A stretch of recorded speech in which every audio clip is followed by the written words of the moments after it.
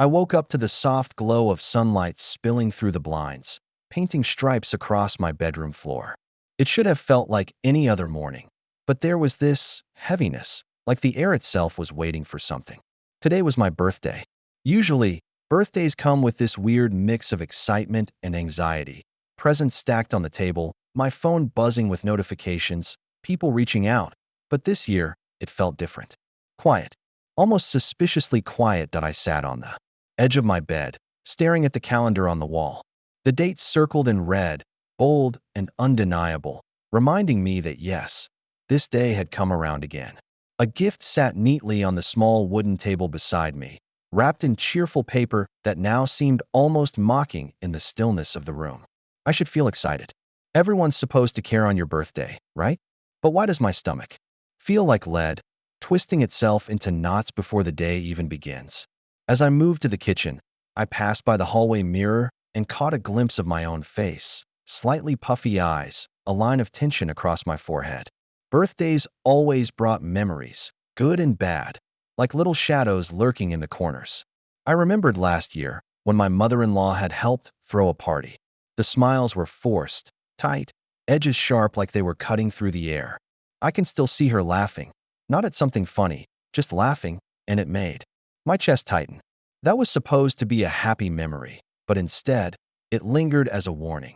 Not all celebrations are innocent. I poured myself a cup of coffee and listened to the house settle around me. The faint hum of the fridge, the soft creak of the floorboards, the distant bark of a dog outside. Silence filled the spaces where laughter should have been, making the walls feel closer, like they were pressing in just to remind me of everything that felt off. Part of me wanted to shake it off, to tell myself I was overthinking. Birthdays weren't about people's approval anyway, right? But there's this tiny voice in the back of my head, whispering that today might be different. That today, the tension I've been trying to ignore would finally demand attention. I took a deep breath, letting the scent of brewed coffee and morning sunlight fill my senses, trying to anchor myself. I wanted to hope that maybe this birthday could feel normal, that maybe someone would actually mean it when they said, "Happy birthday." But deep down, I couldn't escape the unease curling in my stomach, reminding me that some days are never just simple celebrations. And somehow, I had this sinking feeling that today wasn't going to be simple at all. That I was halfway through sipping my coffee when the sound of the mail slot clattering snapped me out of my quiet thoughts. It was probably nothing important, just bills, junk, the usual. But something in the way the house had been holding its breath all morning made me pause. My stomach, already twisted with unease, tightened further. That I walked to the door, the hardwood cold under my bare feet, and bent down to pick up the envelope that had slid onto the mat.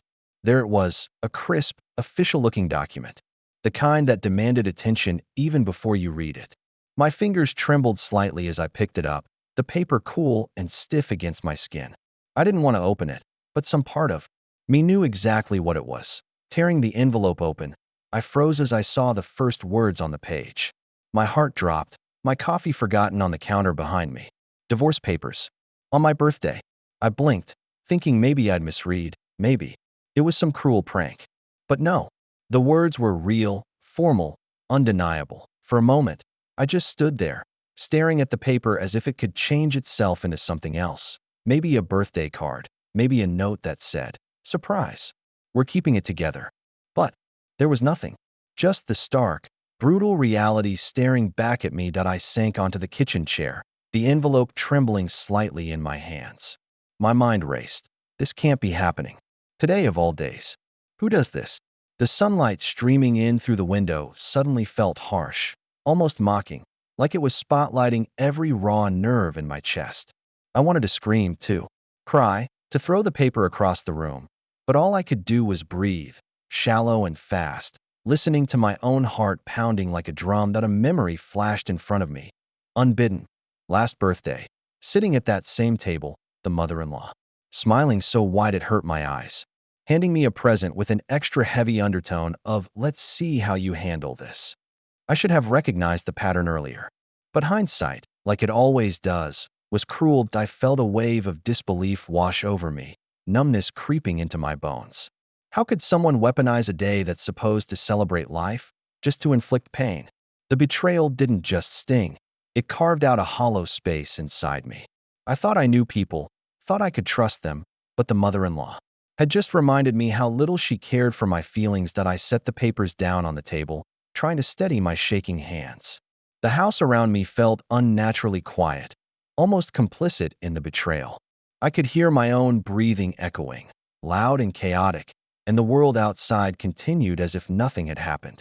Cars passed, dogs barked, birds called, and there I was, frozen, holding my own heartbreak in my hands. And in that moment, as the shock settled in like a weight I couldn't lift, a small, bitter thought crawled into my mind. She actually thought this would make me cry. On my birthday, I sat there for what felt like an eternity, staring at the divorce papers on the table, letting the initial shock ripple through me. And then it hit me, not just the divorce itself, but the intention behind it. The timing. The deliberate choice. My mother-in-law had orchestrated this, like some cruel game. And the truth sank in like ice water. She had actually placed a bet, in her mind, that I would break, that I would cry on my birthday, that I felt my stomach twist again, hotter this time, not just with anxiety, but with anger. The audacity of it, the sheer malice. How could someone take joy in imagining your pain? The realization made every memory of her past kindness feel tainted, every smile forced, every compliment laced with some hidden agenda. I remembered the subtle digs at family dinners, the sly comments when I expressed opinions, the faint smirk when something went wrong in my life. All of it now fit together like a puzzle I never wanted to finish. The room felt smaller, the walls pressing in as if echoing the betrayal. I could feel my pulse in my ears, a steady drumbeat of disbelief and fury. Part of me wanted to throw the papers across the room, shred them, scream until the sound of my own voice scared her out of whatever twisted satisfaction she had imagined. But another, sharper part of me, the part that had learned to survive these games, remained eerily calm. That I thought back to every birthday she had helped with, every occasion where I had felt a twinge of unease, but had pushed it aside, telling myself I was imagining things. Like that time she gave me a gift with a smirk and said, "I wasn't sure you'd even notice this." Or when she laughed at some minor embarrassment in front of everyone, the kind of laugh that's half humor and half knife. All those small moments suddenly had a name. Manipulation. I touched the papers again, feeling the crisp edges cut slightly into my fingertips, and I realized something else. She wanted a reaction, a moment of weakness, a way to prove control. And maybe that's why the timing felt so intentional. This wasn't about paperwork or legality. It was a performance for her amusement, with me cast unwillingly in the leading role. And yet, buried deep beneath the shock and anger, a small, stubborn voice whispered, "Not today. Not like this. Not on my birthday." My birthday, a day that was supposed to be mine, had been hijacked, but I still had control over how I responded. That thought, small but stubborn, was enough to make the tightness in my chest loosen just a fraction. I realized then, fully, that I had a choice. I could let this break me, as she had clearly intended, or I could rise above it, refuse to give her the satisfaction, and reclaim my own power. The realization was painful, but in its own twisted way, it was liberating. The quiet of the house was no longer suffocating. It was waiting, holding its breath along with me, for what I would do next. After the initial storm of shock and anger, I realized I had to do something that went against every instinct screaming at me. Cry, shout, run. She wanted that reaction, and I wouldn't give it to her. Not today. Not on my birthday. I took a deep, deliberate breath, letting it fill my lungs slowly, and forced myself to sit up straighter, straighten my shoulders, and meet the reflection in the kitchen window like a soldier preparing for battle.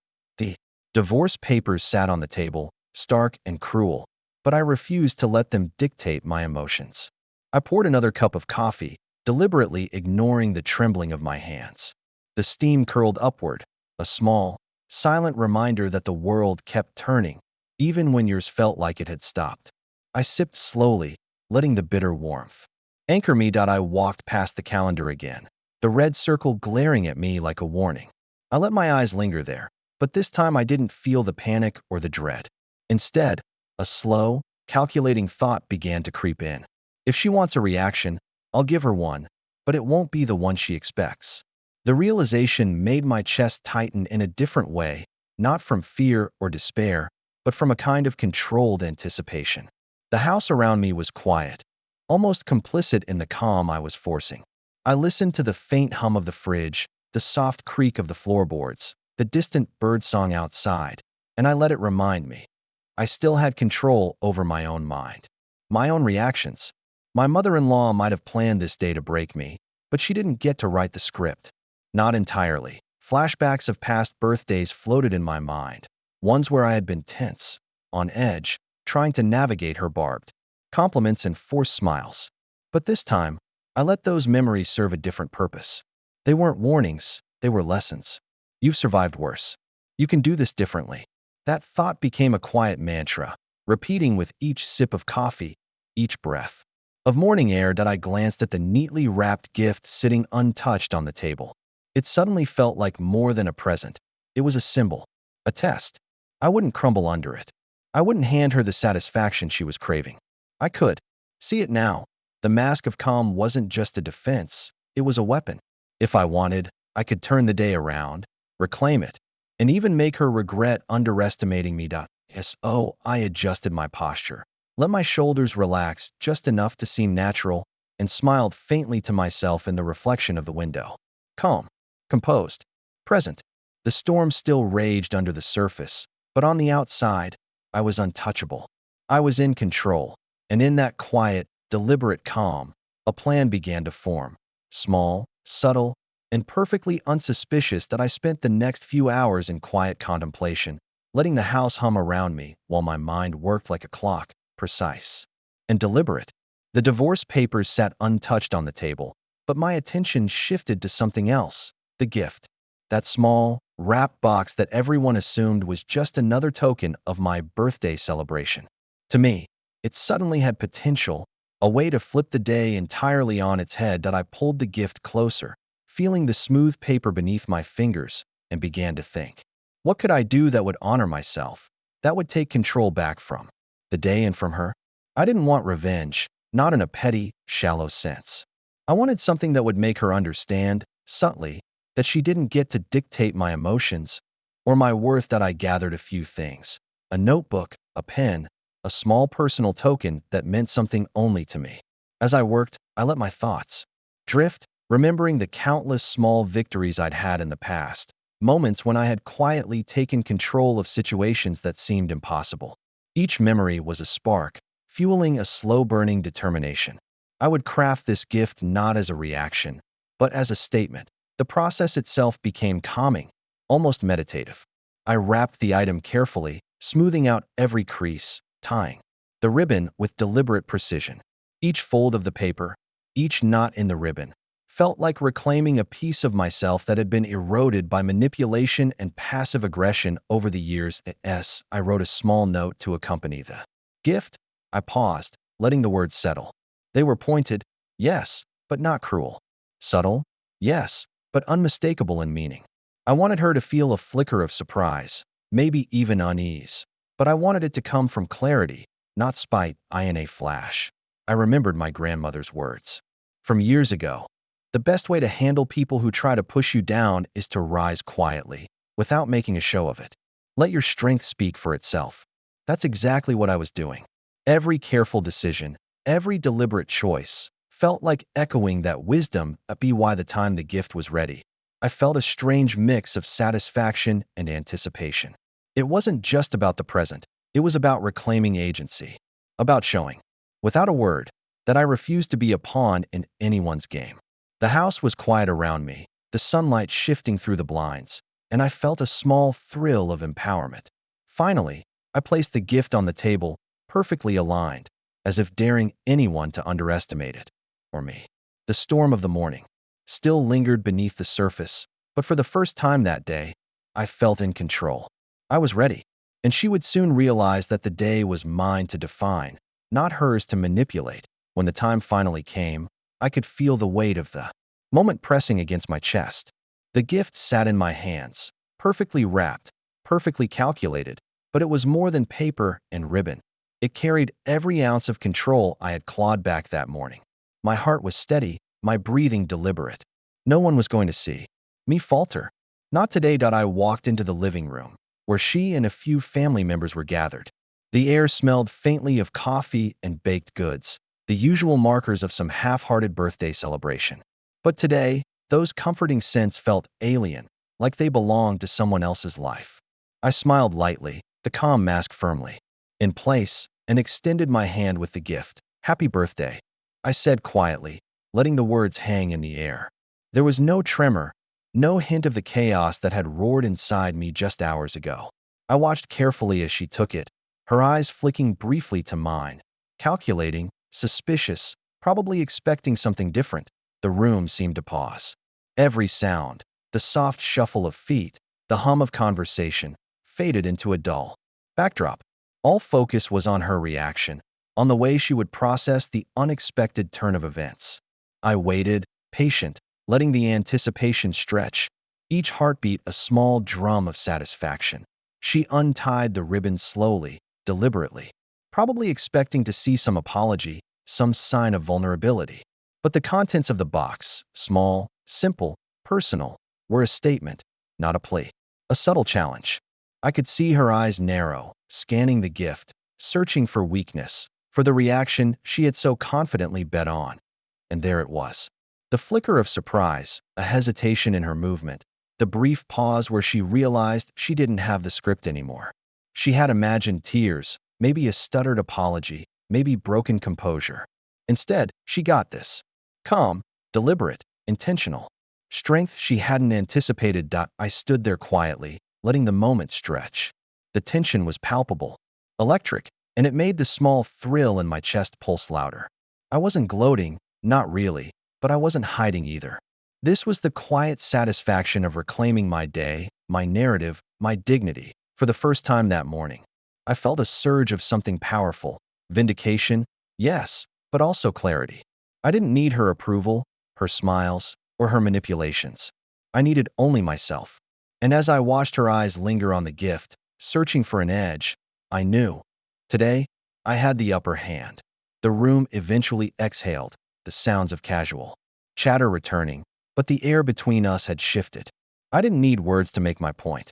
Sometimes, silence speaks louder than anger, louder than tears, louder than any confrontation. It didn't take long before the tension that had been simmering under the surface finally demanded words. She spoke first, that sharp, measured tone that always carried a hint of superiority, as if every sentence were a test I was destined to fail. "I didn't expect that," she said, eyes flicking from the gift to me. Her words weren't angry. They were cautious, defensive, the voice of someone realizing they'd miscalculated. For a moment, I considered saying nothing. Let her squirm. In the silence, let the weight of her misjudgment settle in naturally. But something deeper inside me demanded more. I took a slow breath, letting it steady the tremor in my chest that had nothing to do with fear. I had rehearsed this confrontation 1,000 times in my mind, but now, standing there, it felt raw, real, and utterly mine. "You thought this would make me cry," I said quietly, letting each word land deliberately. "On my birthday. That's what this was about, right?" A little bet you made, imagining my tears.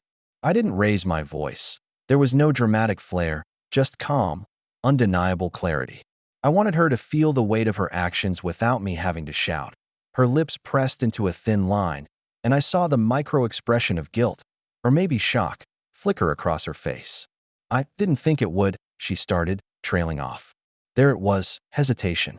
The moment she realized that she had underestimated me, that she had misjudged how much control I could maintain, I felt a flashback hit me, sharp and vivid. Last year, at another birthday, when she had subtly mocked me in front of the family, laughing at some insignificant mistake I had made.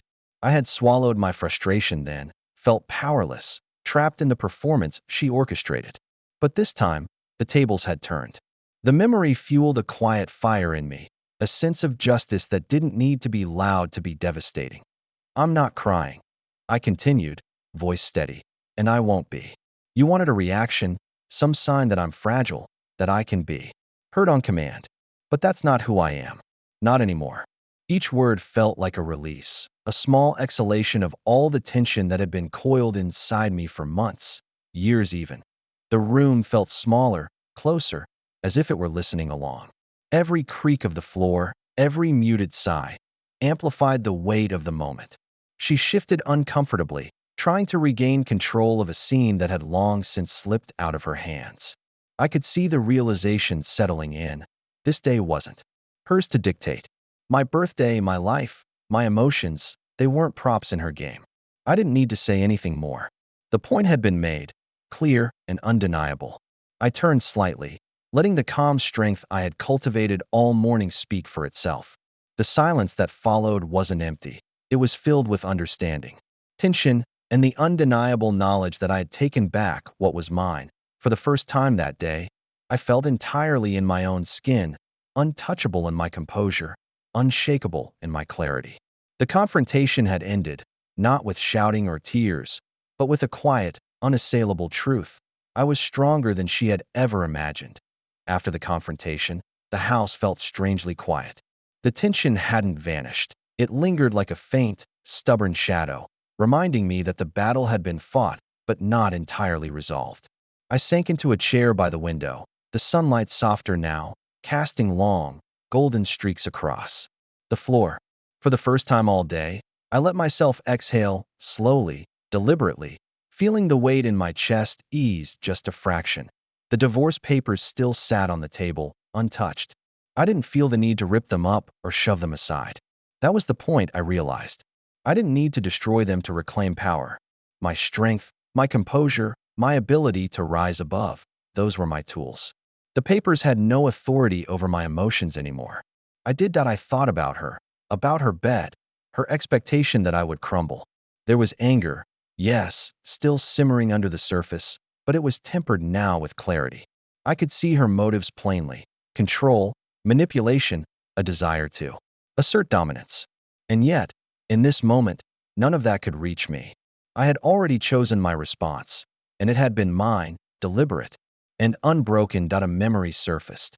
Me, younger, less certain, swallowing my frustration as she subtly mocked me in front of family, pretending to be helpful while cutting me down. Back then, I had felt small, powerless, invisible. But today I was different. The small victories of composure, careful planning, and quiet strength were mine. I had grown, learned, and for the first time in years, I felt the satisfaction of standing fully in my own power. I looked out the window, watching leaves drift lazily in the afternoon breeze. The world continued moving, unconcerned with the small dramas inside the house. But for me, everything had shifted. The house no longer felt oppressive. It felt like a space I could inhabit on my own terms. I could breathe without the tension clawing at my ribs, could think without the fear of her judgment lingering over every choice.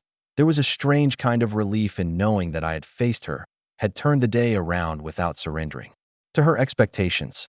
No tears, no outburst, just quiet, undeniable strength. And in that quiet, I began to let go, not of anger entirely, but of its power over me. I had weathered the storm, and now I could watch it pass, feeling the calm that comes after survival. For the first time that day, I felt like the owner of my own life, my emotions, my choices. The aftermath wasn't about celebration. It was about presence, reflection, and slowly letting the weight of the morning settle into a new equilibrium. By late afternoon, the house no longer felt like a stage for tension and manipulation.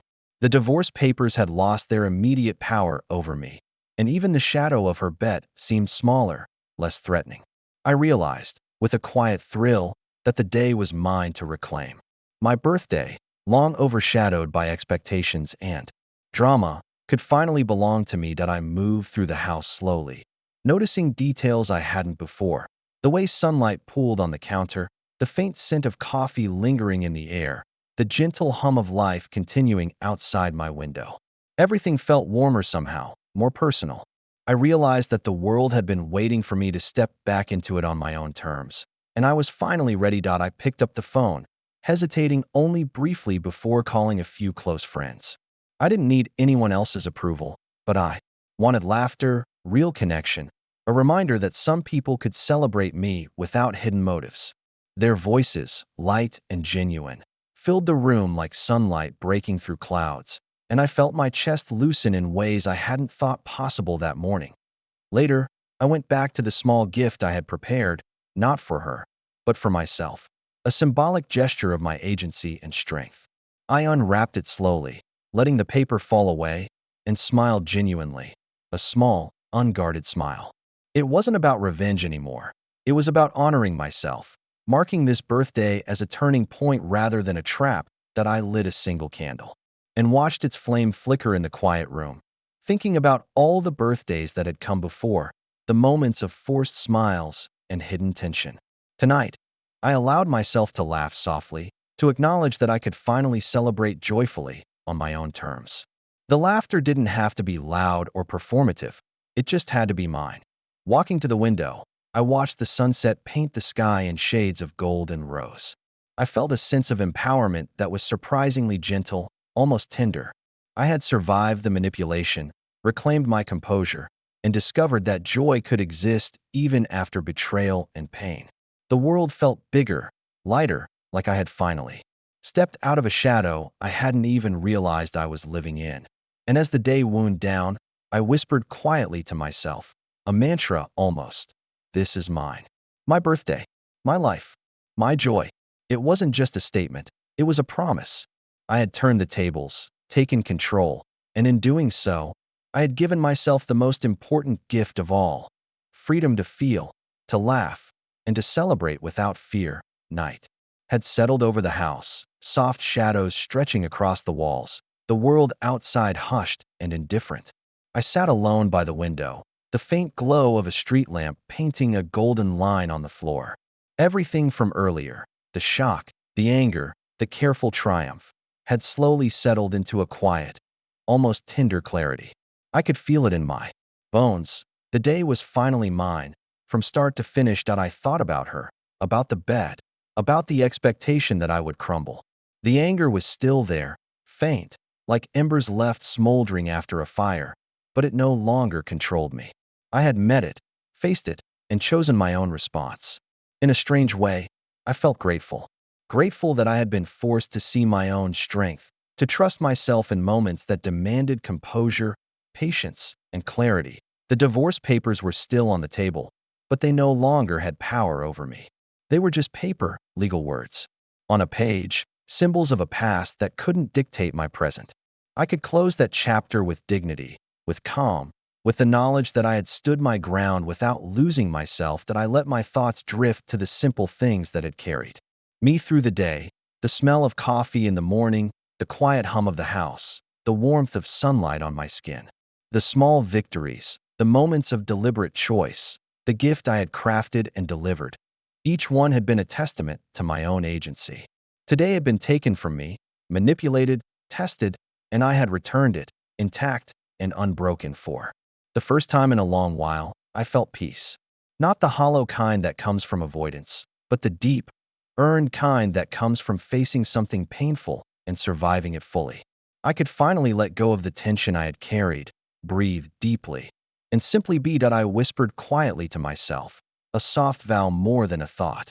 I am stronger than anyone can expect. My life, my emotions, my joy, they are mine. The past would remain in memory, but it would no longer have the power to shake me. The candle I had lit earlier flickered and went out, leaving only the soft glow of the street lamp. And in that quiet, gentle darkness, I felt a full, profound sense of closure. Today had been stolen, tested, and manipulated, but I had reclaimed it. And as I leaned back, letting the weight of the day settle, I realized something simple but profound. I was free.